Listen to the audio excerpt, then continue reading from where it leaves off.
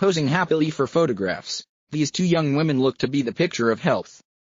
But tragically, Latifah King, 27, and Kelly Smith, 31, both died of cancer after delays in treatment due to COVID lockdowns. Young mother Miss Smith had her chemotherapy for bowel cancer paused for 3 months in the first lockdown. Meanwhile, Miss King, who was at first told she had sciatica, was not able to see a doctor in person or offered any tests, and died a week after her diagnosis. Their heartrending stories were revealed as scores of MPs today warned the Prime Minister that Britain is facing a cancer disaster that could cost tens of thousands of lives. A group of 75 cross-party politicians say that as many as 100,000 people could miss out on cancer treatment due to the impact of the coronavirus pandemic, with many dying unnecessarily.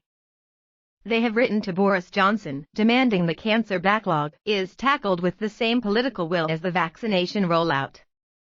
The government have rightly moved heaven and earth to save lives from COVID. It's time the same was done for cancer patients, the MPs say. By the time Latifah King was finally diagnosed with cancer, she only had days to live. The 27-year-old died last Wednesday after spending months in agony.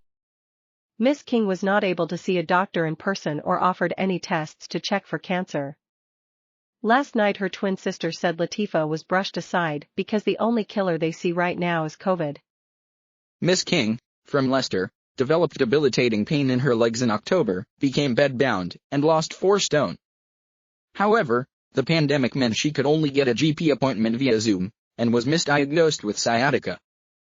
She took herself to A&E in December when the pain became unbearable, and she had visible lumps from the tumors, but was dismissed and prescribed codeine. Miss King was finally admitted to hospital in January, when biopsies revealed she had cancer. It took until the start of February for her to be diagnosed with epithelioid sarcoma, an aggressive form of soft tissue cancer. She died at home 1 week later. Her twin Shanika told the Mail, "If it wasn't a pandemic, I believe more would have been done." COVID means other illnesses are getting pushed aside. Millions of people have been hit by disruption to cancer screening, diagnosis and treatment since Britain went into lockdown last March.